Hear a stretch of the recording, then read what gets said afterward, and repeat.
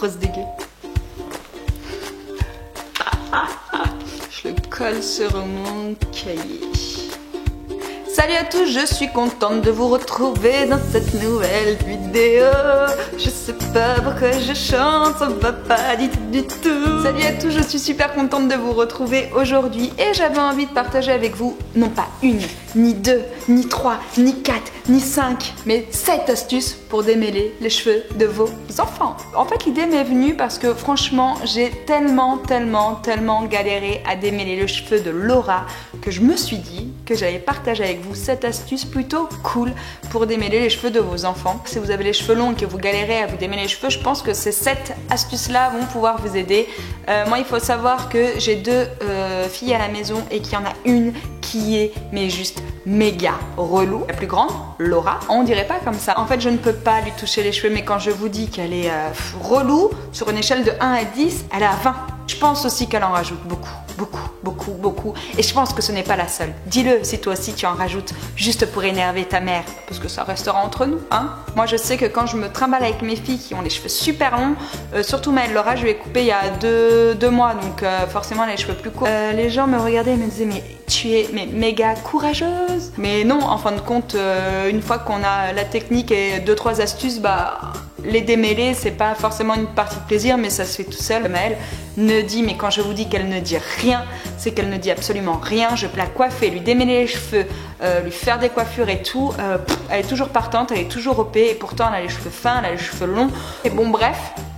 Là, je suis en train de m'emballer et je n'arrête pas de parler, on s'en fout un peu. Donc, on va passer tout de suite aux 7 astuces à faire avec ses enfants. Si vous aussi vous êtes une maman et que vous galérez, ou si vous aussi vous avez les cheveux longs et que vous voulez prendre soin de vos cheveux et vous démêler les cheveux sans hurler à la mort. Ce qui est assez drôle, c'est que je fais cette vidéo alors que moi je ne suis jamais coiffée. J'ai toujours les cheveux un peu dans un état déplorable. Je sais. Bref, c'est parti. Astuce numéro 1. Choisissez bien votre brosse. Pour les enfants, moi je vous conseille vraiment vivement, ou même pour vous si vous avez un cheveu qui est fin et qui est assez dur à démêler, qui s'en mêle beaucoup, choisissez une brosse avec des poils souples. Évitez les brosses avec les gros picots qui ne sont pas souples. Vous prenez ce genre de brosse là où vous pouvez faire ce que vous voulez avec les poils, ou même les Tangle Teaser. Moi j'aime bien, Maëlle aime bien, Laura aime pas du tout, pourtant ça démêle vraiment mais en douceur. Alors pour la chiasse que c'est, quand je vous dis qu'elle doit le faire pour m'emmerder, pour la chiasse que c'est, elle n'aime pas ça parce que apparemment ça ne démêle rien. Alors allez comprendre.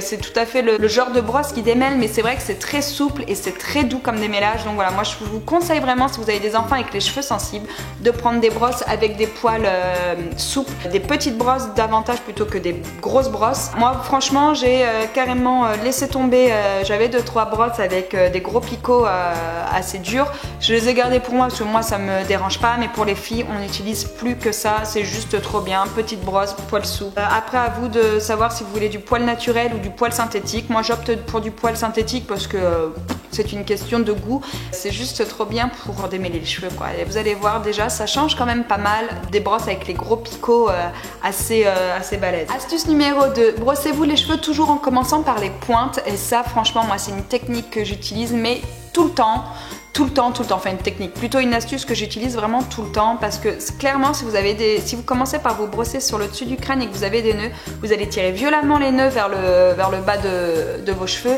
et en fin de compte vous allez casser vos cheveux et vous n'allez pas les démêler, ça va plutôt les agresser qu'autre chose, ça va casser vos cheveux et ça va être beaucoup plus galère. Donc moi je commence toujours par prendre les cheveux de mes filles et de leur brosser les pointes et je remonte au fur et à mesure et ça je peux vous assurer que ça marche d'enfer. Astuce numéro 3, les coiffer avant la douche. Si vous faites un shampoing à vos enfants, ne les mettez pas à la douche comme ça avec le jet sur la tête, brossez-leur les cheveux, surtout si elles ont les cheveux longs parce que franchement sinon c'est juste horrible. Si elles n'ont pas les cheveux démêlés, que vous faites un shampoing par-dessus, vous allez voir c'est vraiment galère. Même si vous utilisez un après-shampoing, hein, dès qu'elles vont à la douche, soit je leur remonte les cheveux avec une queue de cheval ou une tresse pour pas que les cheveux soient mouillés, mais dès qu'il y a un shampoing à faire, je leur démêle les cheveux avant de passer au shampoing, c'est super important. Une fois les cheveux rincés, déjà vous allez voir l'effet est vraiment, on sent vraiment la différence quand on se coiffe les cheveux avant le shampoing et quand on ne se les coiffe pas, c'est super important. Brossez-leur les cheveux avant le shampoing. Voilà, hein, vous voyez, c'est pas sorcier quand même. Hein. c'est pas très compliqué quand même comme astuce, hein. On est tous capables de le faire ça. Et de toute manière, ça paraît même totalement logique quand on le dit, mais voilà, faut penser à le faire. 4. Bien évidemment, choisir un bon après-shampoing, un démêlant spray ou un bon masque pour les cheveux. Quand vous avez des cheveux qui s'en mêlent, c'est super bien. Soit de leur faire un masque qui démêle, soit un après-shampoing avec un effet démêlant. Maintenant, il existe même des sprays. Donc moi, j'en ai pas un à vous conseiller plutôt qu'un autre parce que c'est vrai que je change souvent. J'ai cherché, mais en fin de compte, je l'ai plus. On avait également un petit spray qui était fait exprès pour les enfants qui était super bien.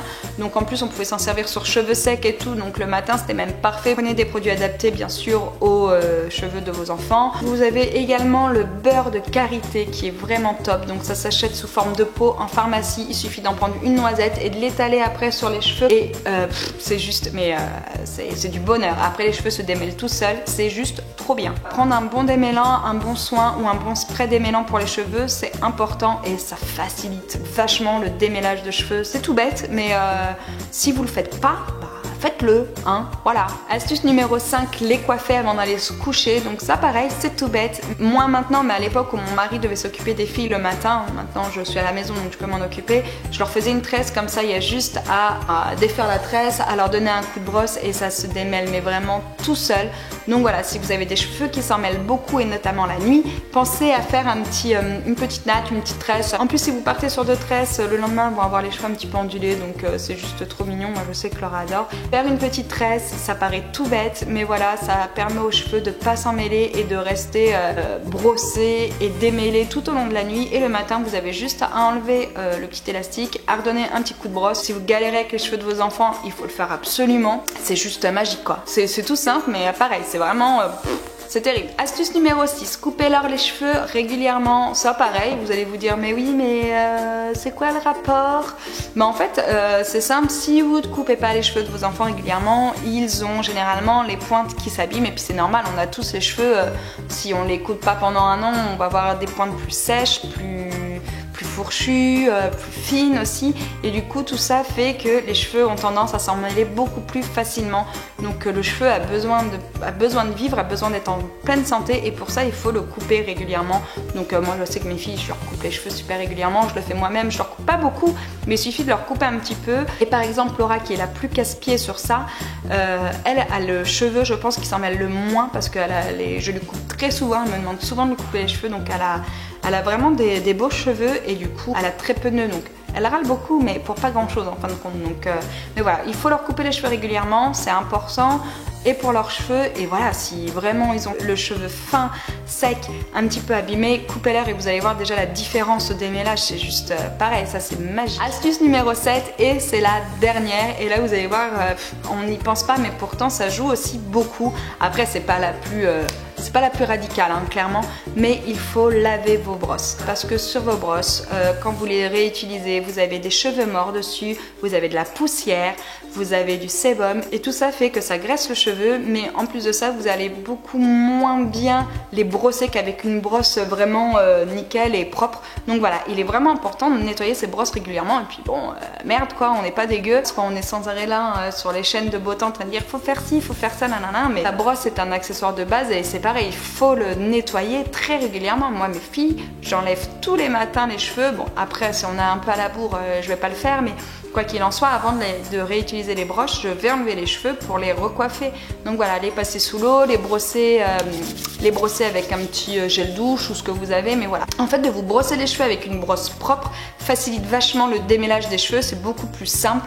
C'est pas la plus radicale, je suis d'accord avec vous, mais déjà c'est beaucoup plus simple, ça rend vos cheveux plus beaux et puis ça les salit pas quoi. Si vous avez les cheveux propres, autant ne pas les dégueulasser avec une brosse pourrie d'il y a 2 semaines quoi. On a fini, donc c'était cette petite astuce franchement super simple et que j'avais envie de partager avec vous, car si aussi vous êtes une maman désespérée pour brosser les cheveux de vos enfants et que la seule méthode que vous avez trouvée c'est de leur couper les cheveux au carré, que vous avez envie de leur laisser pousser mais que c'est vraiment trop galère, car je sais qu'il y en a beaucoup, bah voilà.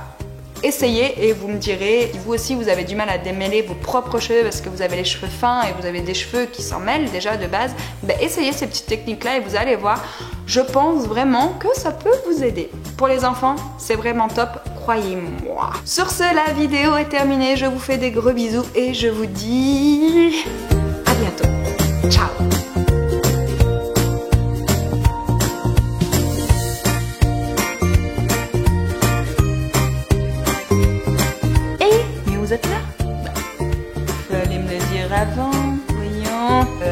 on se lave bien le cul. Donc